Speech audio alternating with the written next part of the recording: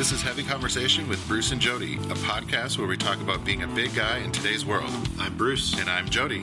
Here we go. Here we go. All right, here we go. All right, here we go. Here we go. So I know that we kind of had talked about this maybe when we were hanging out, Bruce, your continuous positive airway pressure device that you are using now. Yes, my CPAP machine. Oh, your CPAP. Yes. Yes, I like that. I actually didn't know that was what CPAP stood for. So that's well, I did a little nice. research on it, and I was like, oh, that's kind of now I know what that is. Yeah. So today we're talking about CPAPs, and I think it's good to talk about because this is one of those things that I think a lot of people use, but it's not discussed. It's like a secret for some reason. It is kind which I don't understand. Why is this embarrassing or right? I think it is one of those things where people feel like maybe they're a little embarrassed about it, or they just don't. They don't know who else is using one, right? Or if it's a common thing. It is a common thing. Yeah. I was reading it said something more than 8 million users in the U.S. Yeah. It's the most common. Sleep apnea is the most common reason that people use them. And I've written about it and talked about it a little on Chubster, and the feedback from that was really positive. A lot of people were like, "Hey, I use one too." Right. Or it's great to hear about this because it's just not something that that people are discussing that often. And for me, I felt like just being able to kind of talk about it and, sort of share my story, the before, after, the experience of getting one is a whole thing. Because I've thought about, because I have tons of sleeping problems, either insomnia or just not sleeping well or snoring. And So I come from a long line of heavy snorers. I remember being a kid and my grandpa just snoring like the shutters are rattling. Totally. Yeah, like those cartoon. I didn't understand it at the time, but my grandpa and my grandma had separate bedrooms, and I thought it was just an old timey thing, but it turned out it was the snoring that was an issue. Oh wow! I never even thought about that. Yeah. And my dad is the same way. My dad is a heavy snorer as well. So of course it was going to be passed down to me. And since I've been pretty young, that's been a thing. Yeah, it's been a thing for me. And as I got into my 20s, I was snoring. I mean, it was getting worse, and I was snoring more and more. And I was noticing that I was tired and I had a lot less energy, and I didn't really understand why. Yep. And I didn't really think that it was. It wouldn't have occurred to me that it was because of my snoring, because I wasn't just snoring.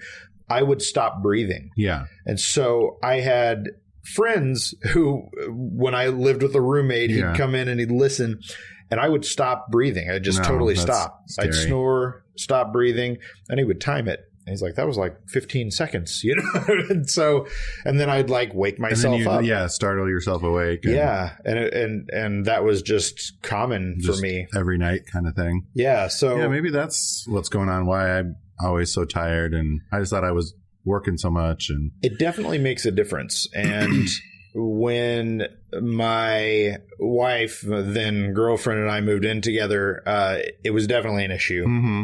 And she is a very light sleeper. I've always been a heavy sleeper. And to sleep through your own snoring. Finally, she's like, you probably need to go to a doctor for this. I put it off for a long time because I don't want to go. Bjorn's been saying that every once in a while he'll go sleep on the couch or in the spare bedroom. And I'm like, what's going on? He's like, you are snoring so loud. I'm like, oh, I'm sorry. Right. And you're like, well, I can't do anything about it. I'm like, I'm sorry. Yeah, right. You don't feel like there's anything you can do about that. I'm like, just roll me over, tell me to move. And I don't know. Right. So I put off the doctor's visit for a long time just because I didn't want to go to the doctor. I didn't want to deal with that. Yeah. It's all, Well, just the going to the doctor thing is a whole separate. Right. Yeah. You already know that I've certainly been to doctors that are like, okay, you're fat. That's the problem. Just go lose weight. Yeah, right. And that'll solve all your problems. So finally, after a lot of urging, I decided to go. I made an appointment and I went in, and they said, we want you to come in for a sleep study. Oh. So a sleep study is basically you going to the hospital and staying there overnight in a special area where they have you hooked up to machinery, and they all the electrodes and things, and a breathing apparatus, the and brain scan things, or what? All kinds of weird head thing, or so I actually had, they hook you up to a CPAP machine. Okay. That kind of tracks everything that's going on. They had a bunch of other things on me as well, and it was this I don't know, it was like in the basement of the hospital. It's like some weird science experiment. There was a hallway with a bunch of different rooms, and they had the beds close to the morgue, or probably. So they set me in there. They hooked me up to the machinery, and left me on my own for the night, and I slept better that night than I've ever slept in my life, hands down. Before that or since, it was the best night of sleep that I've ever had. So I would recommend, if you have the opportunity to move into the hospital and stay there, that is what you want to do. I would think it'd be the opposite. I wouldn't be able to sleep with all those things hooked up to you. The thing that made the difference was that I didn't stop breathing. Because I had the machinery the first on. Time. It was pushing the you air. Actually had this CPAP thing on during. Oh, okay. I thought they would just like test you to see where you're at. Yeah. So they go through the whole process, and the machinery that they use, it reacts to, like, adjust to what you're doing. It will adjust, and they've got people checking those things. So. So they were able to check that and adjust things accordingly. So I didn't have the problem that I had for probably decades at that point. And I woke up and I felt amazing. And they're like, "Yeah, you need a CPAP. You definitely need this." Right. So they hooked me up at the place. I went, got the machine and everything that came along with it, and it made a huge difference. Like, I stopped snoring at night. I'm not snoring at all. Yeah. So do you have the whole face mask thing? I started there's like a couple different ones, aren't there? There are a couple different ones. And I started out with a full face mask. They were like, take a couple different kinds. You can kind of figure out what works for you and what doesn't. Okay. So I had the full face mask, which doesn't work well if you have facial hair because it doesn't close. Seal. Yeah, there's no seal. Then I had something that was, I've had a couple different nasal systems. It's like a nasal pillows. So they basically sit on your nostrils and push air in that way. Okay. I sleep with my mouth open most of the time, when I'm unaided by my CPAP. So I'm snoring and I'm making all the horrible noises. So I had to really train myself to sleep with my mouth closed. Okay. It's still difficult and I still have problems with it. But now I've gotten to a point where I would go to sleep with my mouth open. Now I close it and I can't sleep with my mouth open anymore. It's been enough years. I've probably had it for 7 years. Trained. Oh wow. Yeah. You trained yourself. Retrained myself. Okay. Yeah. And it has made a huge difference. It is the system that I have is not the brand new version. It's like the last generation. Okay. So the newer ones are even better from what I understand. Is it so yours is just a nose thing? So mine, like a strap over there is a strap that goes around the back of my head. Okay. And there's a thing you can adjust that's right on the top. It's the lightest version that they had for the kind of machine that I have. Okay. And the nasal part, it kind of comes down right below my eyes, kind of below where my glasses are, and comes around to my nose. So it's just laying there kind of against your nose. You're not putting anything in your nose. Oh, okay. Yeah, it's just it's there, and it automatically starts up when I start to breathe. It just senses that. Okay. There's no real rhyme or reason. Sometimes I'll lay there for like 20 minutes and it won't start. Other times it does it automatically. Weird. But when it starts, it just sends this So it's jet. Just constant pressure or air pressure going in. It works along with you with your breathing. So when you breathe in, it's pushing air. When you breathe out, it lets that go, and it allows you to push out. And it's got kind of like this little vent that's kind of on the end of the nasal pillows, where it fires the air straight out. Now I've got the last generation. Okay. So the one that I have is a little different. All of that said, it took me a few months to get to a point where I was able to work with the machine, like breathe along with it, and get to sleep with something on my face. Well, yeah, I was reading that they recommend like just wearing it around, like when you're just hanging out watching TV or reading a book or whatever, just to kind of get used to it doing that. Right. Because it can be just a weird sensation of it, pushing air into your wherever. Yeah. And I did that for like, I don't know, an hour and got super annoyed and only used it when I was going to sleep. Yeah. And I finally got to a point where, I mean, it worked, and it's just, it gets the job done. And breathing at night, for me, it's a big plus. Yes, being able to breathe when you're sleeping is huge and important. It just makes a big difference.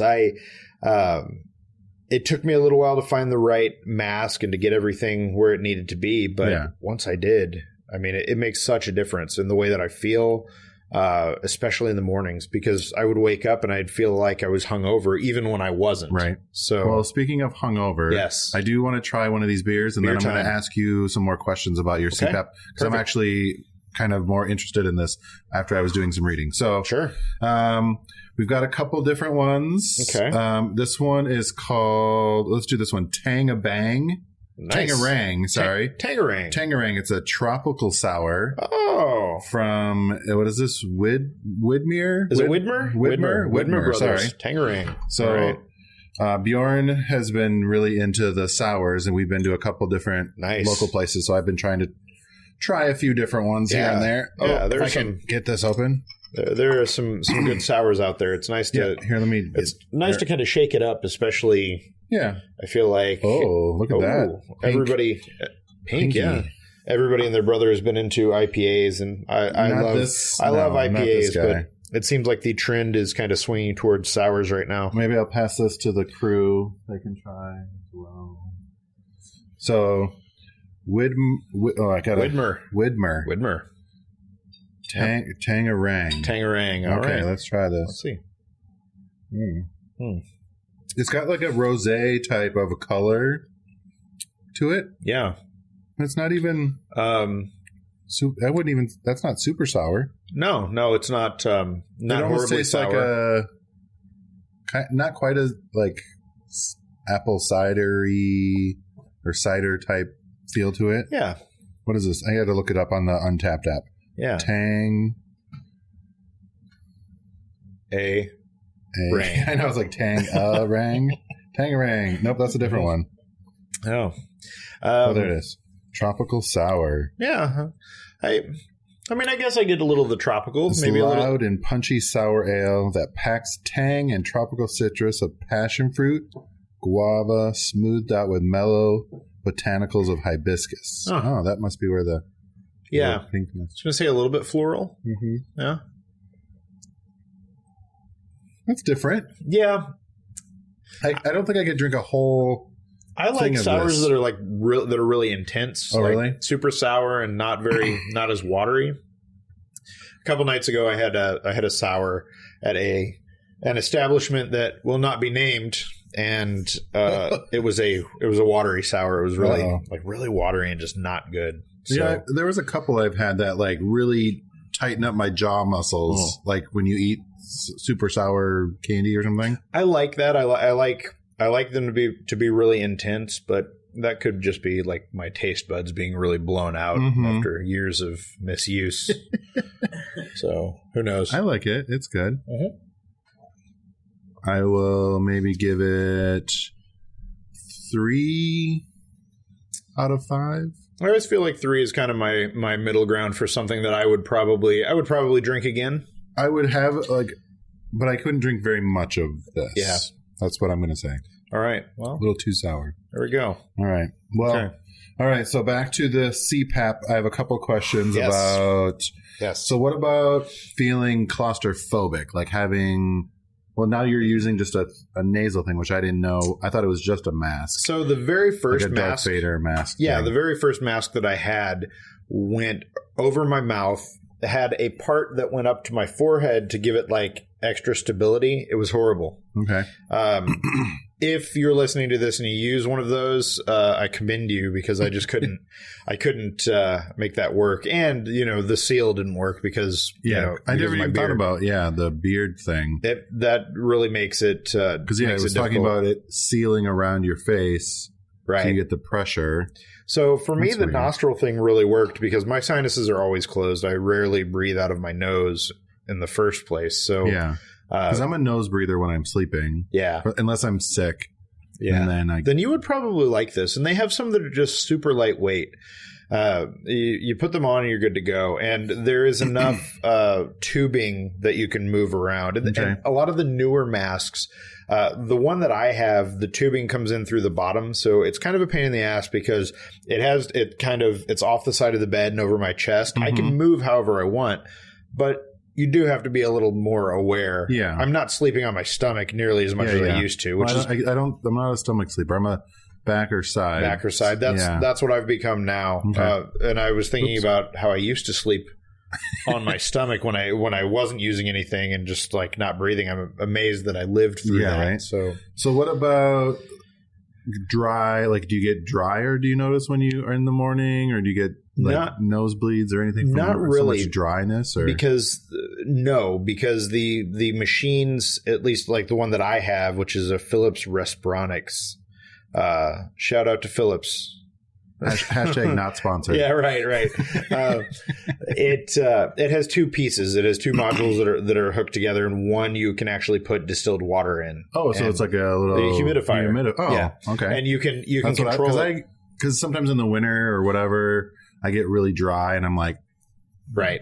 As soon as I wake up, I'm like, water. Well, you can change the settings. Like for mine, it's 1 to 5, and if you have it on 5, you are definitely going to notice like the humidity. Yeah. Like there have been times that I would wake up and there's like water in the thing.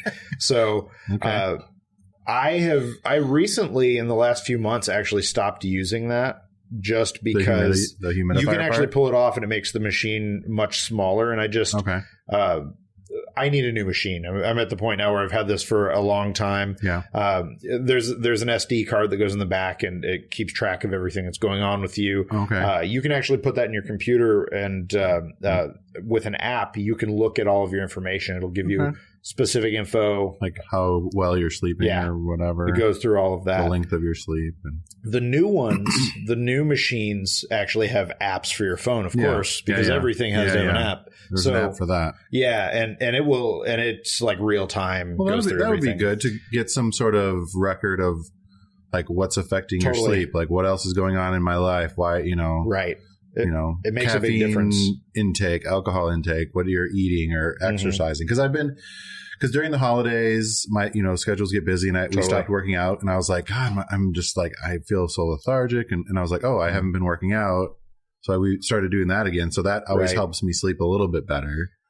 But yeah, I would say that if you feel like you're having those kind of issues, I'd talk to a doctor about it and see. Yeah. I mean, if you can get a sleep special doctor that you. So I talked to checked your normal doctor and then they got a specialist. Yeah, that's how it worked for me. I talked to my general practitioner and then they referred me and I went through the whole sleep study thing. Okay. How long of a thing was it before, like when you did the study to when you got the? I don't think it was that long. Okay. Honestly, it's been so many years I don't remember, but I don't think it was that long. Okay. They seem to get you in pretty quickly. The other thing that I would say as far as care and use, make sure you clean it. That's what I was going to ask about cleaning. I saw that there was some new thing that there's a whole nother product that you put the thing in to clean it. There are a couple machines. It uses ozone or something, no chemical. I don't know. I was confused. There are a couple different machines that use ozone, and then there's another one that does not use ozone. The thing with I've done a little bit of research into it, not a ton, but the one that uses ozone, there is a certain amount of time that after you put it in there, the ozone apparently kills everything. Maybe one is ozone and one is UV. I honestly can't remember. Yeah, but I know that with one of them, you have to give it a certain amount of time to burn the ozone. I think it's the ozone one, to burn the ozone off of it. Yeah, because you don't want to breathe Right. that. You don't want to breathe that. Yeah. So that's why I was confused. I was like, wait, I thought ozone was not something you breathe. Right. Right. So that's a thing that you don't want to deal with. But there's another one I it. think that uses UV light. Yeah. I think. And that I one might have seen something is about supposed that. to be it's supposed to be a lot safer and a little easier to use, that kind of thing. You can also just get CPAP wipes. And really the problem I mean, I know they're like wet wipes. CPAP wipes. Then, the problem is that if you have this thing that's on your nose against your skin all the time, you're getting oils, you're getting everything else. So you have to keep it clean because it will start to. But what about the hurt tube and stuff? Do you have to clean that out? You can take that out and you can wash it with warm soapy water. Okay. It's pretty easy to take care of. How often do you have to do that, or should you be doing that? I'm doing it. It's like weekly. Okay. Is because you said that there's water and stuff in there. So they recommend in some cases that you're doing at least like cleaning off the mask and that part like daily. And that's why like CPAP wipes are really easy. You grab those, you wipe it off. It's good because what are the special CPAP? Are they different than alcohol wipes? They are. Wipes? Yeah. I don't think they're alcohol. Okay. I was just wondering if you have to buy the special expensive CPAP wipes. I don't know that. Could you use a regular wipe? I will say that once I did try to use like one of those, I think it's like the face cleaning wipes or whatever. Don't do that because if they have any kind of fragrance in it, then you spend the next 20 minutes inhaling that and getting lightheaded. And it's not a good lightheaded. You don't want to huff whatever is actually in these. So I don't recommend that. Okay. But, just basic care of the thing is important. But I mean, I can't stress enough how much of a difference it has made in the way that I feel and how it has, how much better it's been for my wife because she has to lay there and listen to me snore otherwise. Yeah. So having that thing that works is really important. Sleep is super important. Totally. The only other kind of pain is going through if you travel a lot. If you're flying, you have to go through security. You have to open up the. Usually, you have to open. There's a special bag that is a CPAP like carrying bag. Okay. It sucks. It sucks so bad. Do they really have to X-ray it a million times? The bag itself sucks because it's not long. You can get it up on your shoulder, but then it's banging off you. It's just this horrible. There's no good way. It's not like a backpack. It's not like a messenger bag. So that's our next Chubster Bearskin product is a CPAP bag. Totally. Okay. I think there's a real opportunity, and there are some CPAP bags out there that are a little better. But the thing about the original one is that TSA, they know that bag. So there have been times where I've been able to just unzip it, leave it in there where they could see it and it's gone through and it's been fine. Usually you have to unzip it, take it out, put it in the tray and hope for the best, It's still a pain in the ass. That was the other reason that I took off the water part of it is just, it was smaller, no liquids, easier to deal with. Yeah. So all of those, something to think about. Yeah. All of those annoyances though, they are, the fact that I can breathe and that I feel better. Yeah, you're not going to die in your sleep. Totally. That I'm not going to die in my sleep far outweigh any of the day-to-day stuff that you have to deal with. So awesome. I am upgrading to a new machine this year, and I'm getting the mask that instead of it coming down the bottom, goes up over so the tube, instead of the tubing coming down the bottom and being across my chest, it's up at the top, kind of look more behind alien-esque. It's behind your head and it kind of goes around. So you don't have anything on your face, but it kind of goes around and comes out the back. Okay. It is, I mean, I think it's just one of those things that a lot of people are using, but not very many people are talking about. And it makes such a huge difference. That's all I can say is that if you think you're having problems with sleeping, with breathing at night or any of that, it's worth something to get checked out. Yeah. So I want to see or hear about what CPAP machines you guys are using. Give me recommendations. Yeah, because I think this is something I need to definitely look into. So I need some recommendations on what's working for you, bearded people out there. Yeah, so, I'm curious about masks, what bearded people are using. Yeah, let us know what you're using, what you're doing, what you've done to get used to them, all that kind of stuff. Message us on Twitter, on Instagram, maybe share some pictures with us. of your mask. I'll take a picture and I'll put one up too. Yeah. I want to see what that's all about. Maybe share this episode with some snoring friends of yours that you know about, and we will talk to you guys on the next one. All right. Thanks, guys. Bye-bye. Thanks for listening to Heavy Conversation. Be sure to like and subscribe on iTunes or wherever you get your Podcast.